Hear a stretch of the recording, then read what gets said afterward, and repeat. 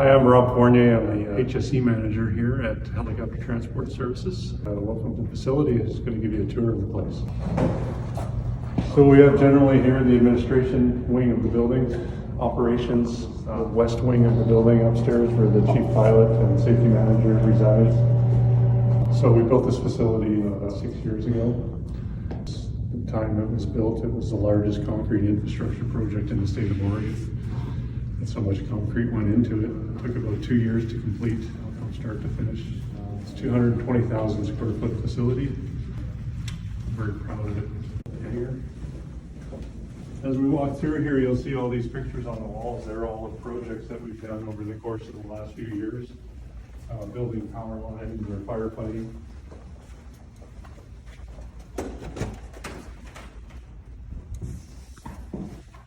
We've got the facility manager that walks around 3 times a day cleaning door handles and all that stuff. There's so much area to cover, you know. So recently we added a new security system to the building, which is what all these doors are with the keypads. And that's to facilitate DoD contracts. Some of them have that requirement to have the... This is the main floor of the hangar. There's on that side where you have the overhead traveling gantry that's got a 5-ton capacity. Everything about this hangar typically is larger than a regular hangar because of the size of the aircraft. For example, a small helicopter operator would have cranes with a 1.5 ton capacity or 2-ton capacity.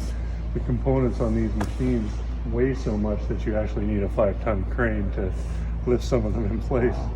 For example, the gearbox weighs just shy of about 2 tons. So everything is much bigger on the facility. The floors are all epoxy resin floors. The reason they're so clean is we kind of have the mentality starting from the ground up. If the facility is clean, that rubs off on everyone who works within the facility. It gets transcribed into the maintenance of the machine. It gets transcribed into basically our whole work ethic. This is where the power plants come to be disassembled and worked on and overhauled. Additionally, we have another shop that is in Perryville, Missouri that works on these engines as well. Purchased that shop from Saberliner Corporation, which was one of the largest users of this engine. So they have a very specific test cell there and all the tooling there to be able to run these engines on a test stand as well. And that also kind of gives you another location if you have like a breakdown. It's close to a facility. Yeah, it's very central. Perryville is about 2 hours south of St. Louis, so it's central in the United States.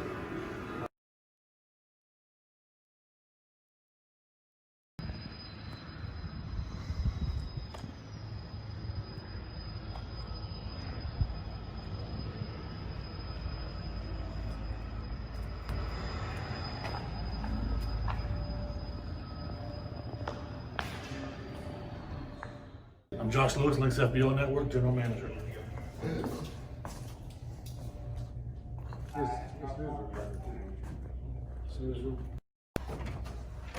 Shower. No shower.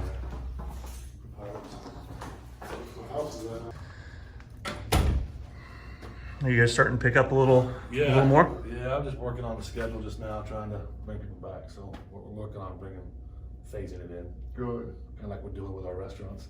Phasing our people back. Yep. Are you starting to see a few more planes? We are, and so business is picking up, movements are picking up, so trying to balance that with bringing everybody back and how long this thing takes.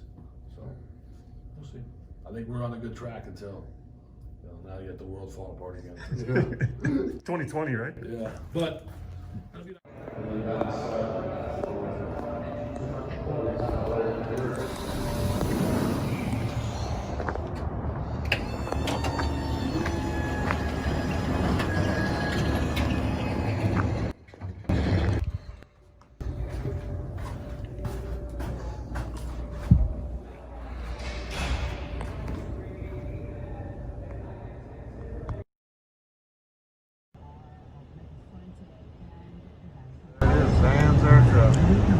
demo hangar.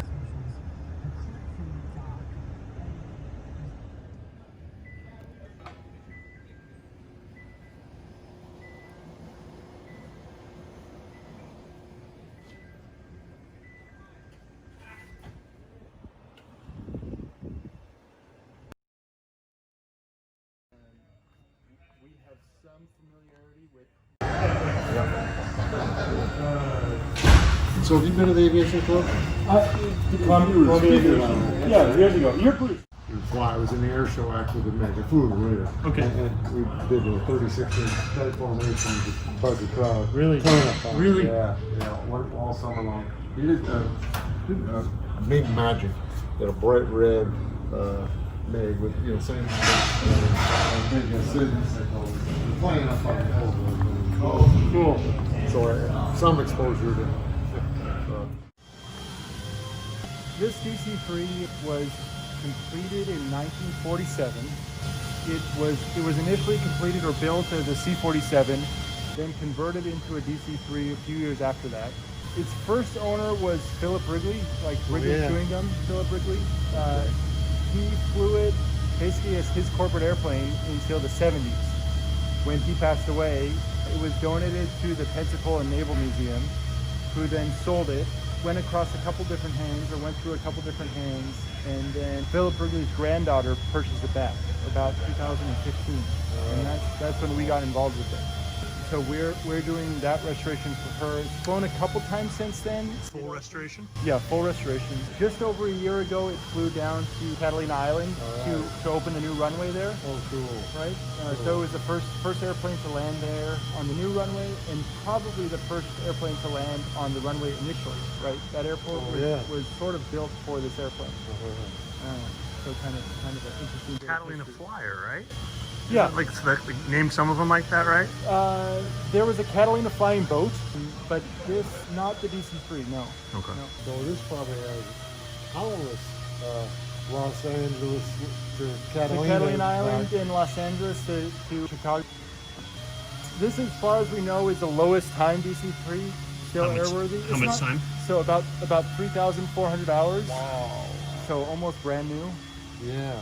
They routinely get into almost six figures. Right? Yeah, exactly. So this has life. Yeah, this has a lot of good to left in it. Oh, cool. We're working on an air conditioning SDC for this airplane and building the full interior, right? So in January, and wiring comes along with that and all that stuff. So starting in January of 2021, we'll kind of start the final completion phase of the airplane, finishing off the avionics and everything else like that. And then it'll go down and be based in California sometime in about a year and a half from now. Back to Catalina. Yep, exactly. Yeah, it actually says Catalina under the wing. Big letters.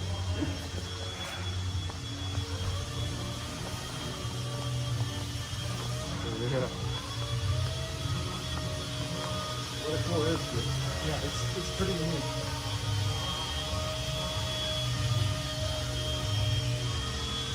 What's the story on the Civil Air? Yeah, so this DC-3 was originally completed as an R4D. Then after the war, flew for this group, Civil Air Transport, which was started by a couple U.S. generals post-World War II and evolved into Air America. So this Civil Air Transport was an airlines. It always flew with an American flag and registered, but flew between Taiwan and mainland China, sort of moving passengers around during the day, but sort of taking a look at things at night, right? Trying to see what's going on. There's a rumor and a couple things in the logs of this airplane that indicate it may be true that this is the airplane that moved Shanghai Shek from mainland China to Taiwan during the Communist Revolution. It's not, there's nowhere that says specifically, it was this airplane and was on board, but there's a couple things in the logs that indicate that this was the airplane. Wow. Yeah.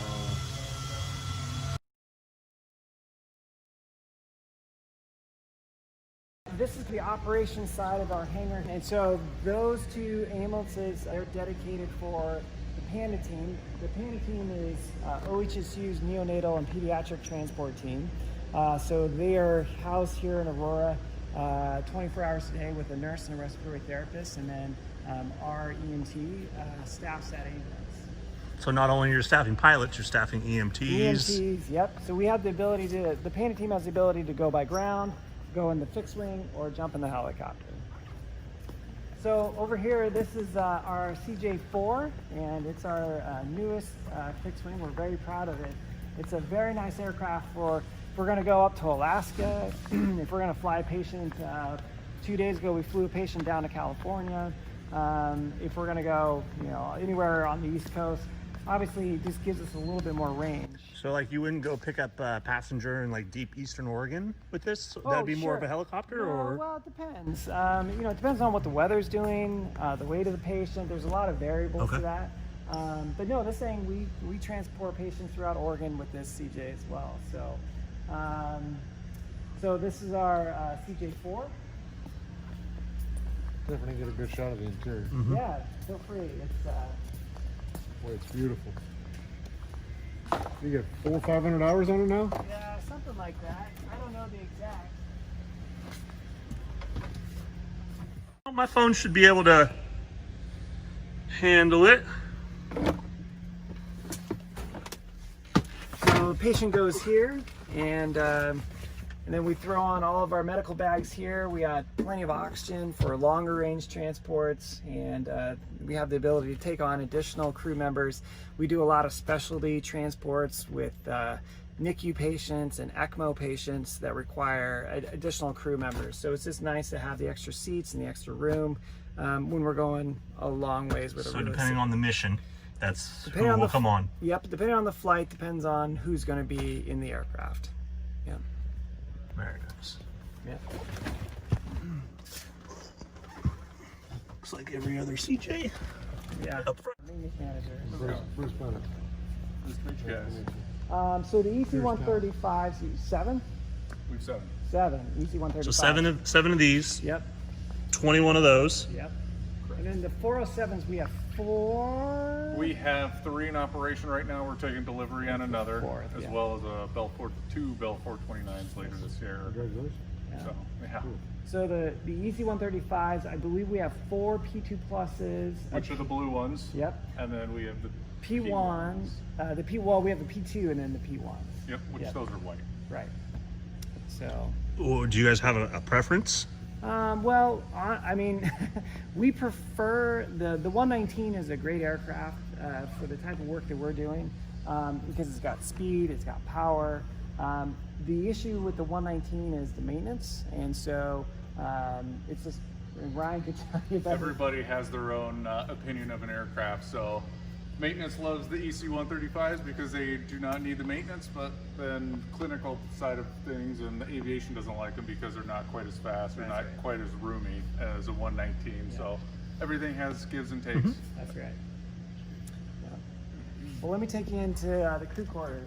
Spend up to 24 hours at a time in this building, so it's very much like a fire department setting where they have sleep rooms, showers, spot to lounge and watch TV. Basically think of their home away from home for 24 hours. And what do you guys staff? So we have a nurse and a paramedic and then a pilot. So we have 1 rotor pilot in here and 1 fixed wing pilot. The pilots change out every 12 hours. They're regulated by the FAA. It says they're Duty time to a 14-hour duty day max. So we have a new pilot come in every 12 hours.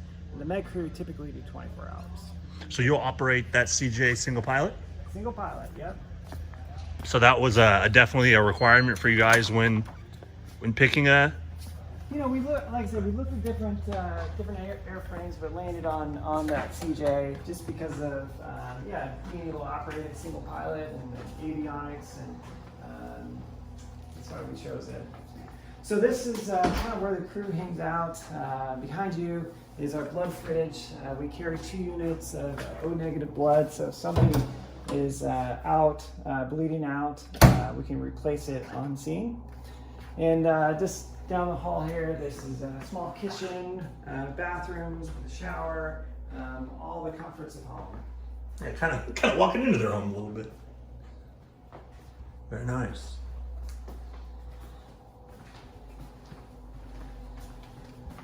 Looks like they're on a flight, so. This is the fixed wing pilot's office / sleep room. Right there. Pop your head in.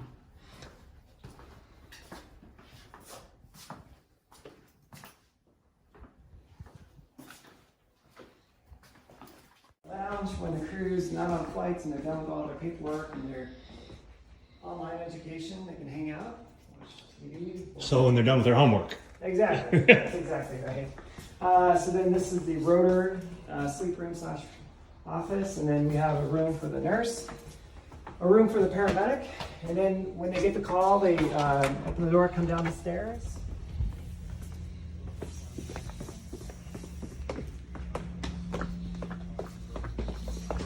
Definitely well thought out. Yeah. And they walk out to the aircraft. The crew is they're on standby right now.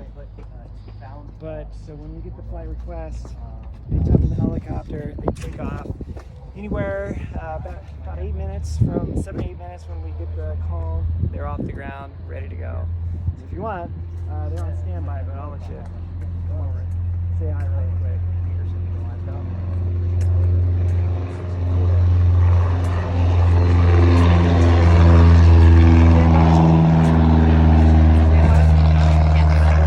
So this is our on-duty crew. So today we have a trainee.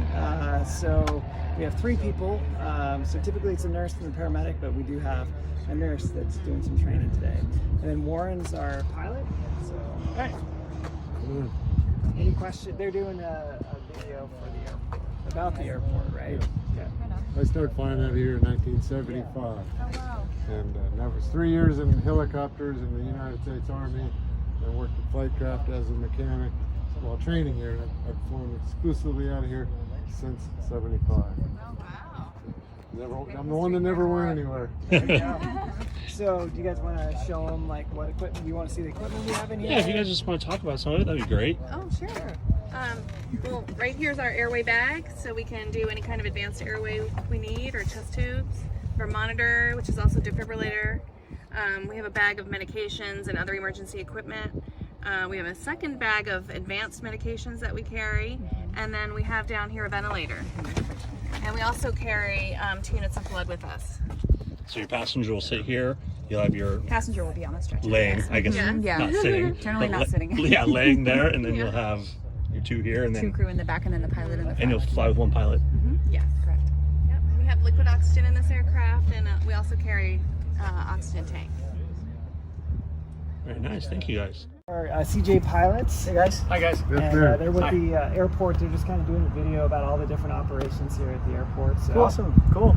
do you have any? Well, let's go over to the CJ. Yeah, we can go take a look. Absolutely. So, Stand in front of it. I'm Brody Bain. I'm the lead jet pilot for Life Flight here out of Aurora. We fly the CJ4. Great airplane for the mission. Our a little bit challenged with the door, but we've actually managed to make it work really well with the loading system that we've got on. We take a normal complement of crew as a nurse and a medic, but occasionally we'll take extra folks with us and stuff. We can pretty comfortably seat 6 folks in there, and then we fly single pilot, but right now we're shadowing. We've got initial operating experience for Kim Miller here, but yeah, good airplane. Pretty good short field performance out of it. We don't really have any issues getting out of places. So you guys get off at Alpha 2 every time. Yeah, it works pretty good, even without TRs, you know. So the CJs have really nice brake systems on there. So yeah, fun airplane fly. We can cover a lot of distance pretty quick in it. So what would be your typical mission? Boy, it just varies. We go down to the Bay Area quite often, but we might go to Astoria too. So 15 minutes to Astoria, and just a little over maybe an hour and 15, hour and 20 minutes down to the Bay Area. We've done some Alaska trips as well, so that's something we really kind of look forward to. Going up to Anchorage and Fairbanks, a little bit of Southeast, stuff like that. How do you feel about life flight and doing single pilot with the heavy workload that is involved in flying a jet single pilot? So good question, and this airplane in particular was really designed for an owner-operator in mind, so it's really designed for kind of single pilot anyway. So when you put a professional up in there, the layout in it is fantastic. I love it, and personally I enjoy single pilot flying. And so the fact that we can jump in and go, it's designed for one person to be up there to fly the aircraft, and so that's kind of the mission that we have. We do it with our Pilatus, we do it with this, we do it with our helicopters, and we enjoy it. And would be your second reason really not for taking 2 pilots would be weight? Could be weight, yeah, it could be weight, could be fitting folks in. The CG's a little bit forward in this, and as we put folks in the back, things like that. So, sometimes we have to move stuff around, but with our typical mission, not very often. We can jump in and move pretty quick. Nice. Perfect. Yeah, that's great. Relatively new tenant at Aurora, Erickson Aircrane. And how many heavy lift does that put on the field? 3.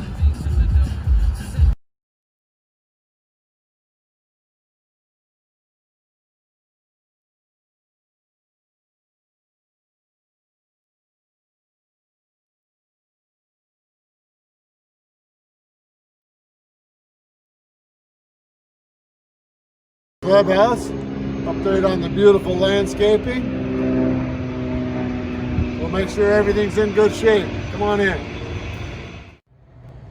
Bar, meeting area, beautiful view of the runway, best on the airport, dining area, a big commercial grade kitchen. Please come on out to the porch.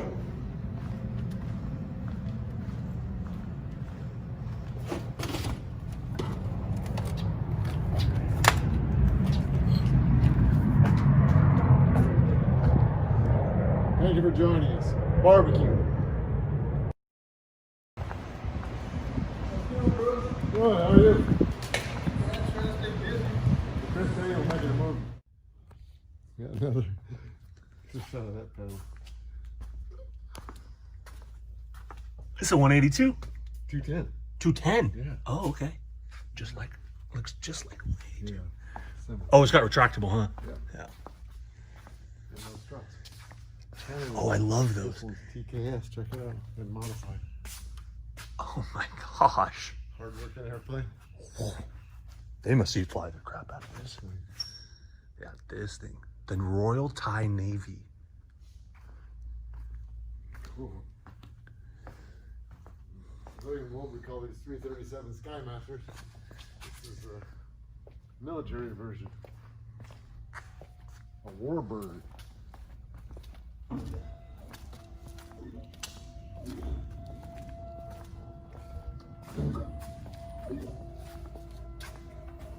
Wow. Nice panel. Jeez, two extremes. Antique airplane. Space age panel. Oh, here's a vintage.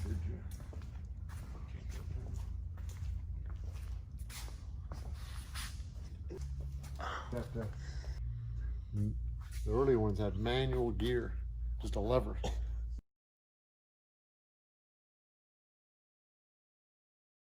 Start with a view of the Aviation Club and do a full 360 of the awesome view that the tower has.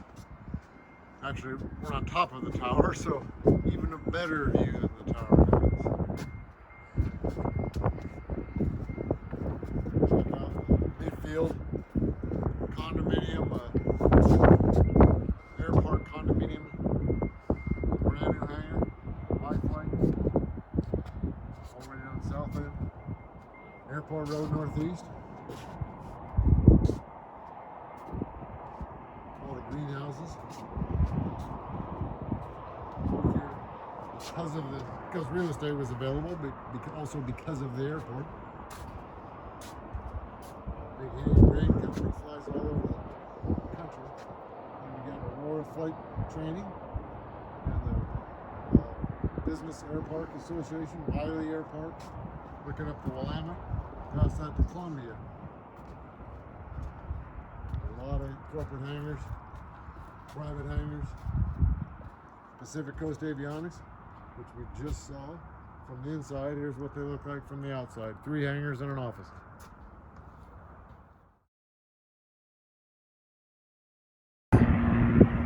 My name is Jose Gutierrez. I'm the Chief Flight Instructor at Aurora Flight Training.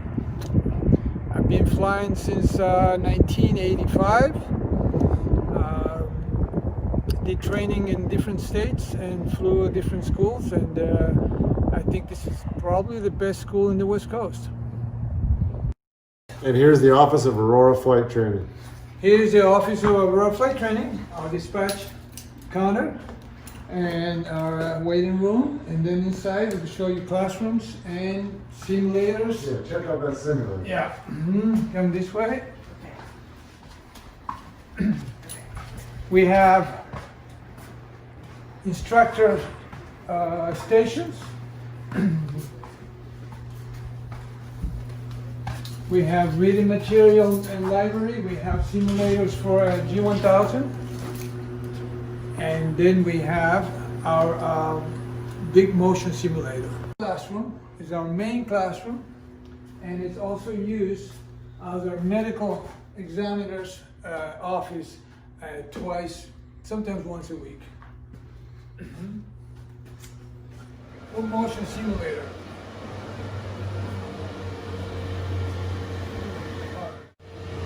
What we're doing today is initiating a flight simulator session with scenarios.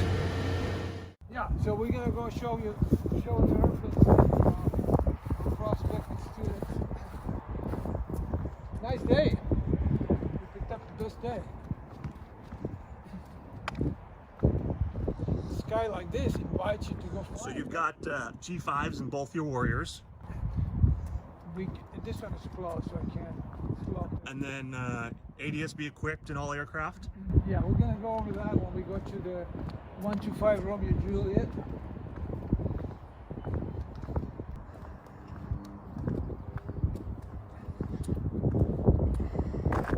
And how long has this plane been in the fleet?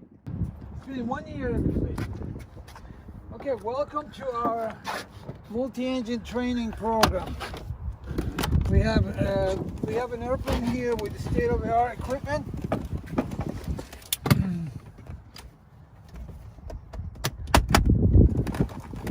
This airplane, it has the state-of-the-art Garmin 530 with WAS. It has an Aspen instrument for our HSI and altitude indicator, backup altitude indicator. And it also has a transponder with ADS-B in and out capabilities. We get traffic information and weather from a ADS-B technology. And that will also link to your iPad, correct? It could be linked to your iPad so you can load your flight plans as well. So, very nice airplane to do training. And how long does it typically take to transition? The average transition training for a commercial add-on is about 10 hours of dual training. And it can all be done here? Yes, and we've done several. Willamette Aviation, flight school and FBO on the north end. Got a self-service fuel out right up there, avgas, 24 hours a day. Their main office operation right here. And maintenance facility over there. See, we're right next door to Columbia Helicopter. And to your left, keep coming around. That's where the Civil Air Patrol. It's their Oregon headquarters. Every month they meet there. There's a helicopter, Sunset Helicopters in the first big hangar. The second one is their large ground schools. There's their one of their mini aircraft for rent and training, a Piper Apache. Hello, my name is Mindy Fisher. I'm a flight instructor here at Willamette Aviation, MEI and II. This is our Apache, so this is what we do all of our multi-engine training in. Do plenty of add-ons and a condensed course as well as people's initials. It's Apache. She's a fun little bird to fly. Alright, and here are our 172s. We have 4 of them. 3 of them have the 180 horsepower engine. 096 has a Garmin 750 and autopilot. So Cessna fleet. Yeah. Here's one of our Cessna 150s. We have 2 of them right now. This one's just now finishing up its 100-hour meet. Alright, and here we have a few other options of aircraft. We have a Cherokee, brand new 160 engine in it. We have the Alaris here in the front, the DA-20 Diamond in the back, and then for those high performance and complex ratings, you can go ahead and fly the Cardinal. And here is the hangar where Willamette Aviation has their ground training sessions and the simulator that they offer for flight training. There's a lesson going on in there right now.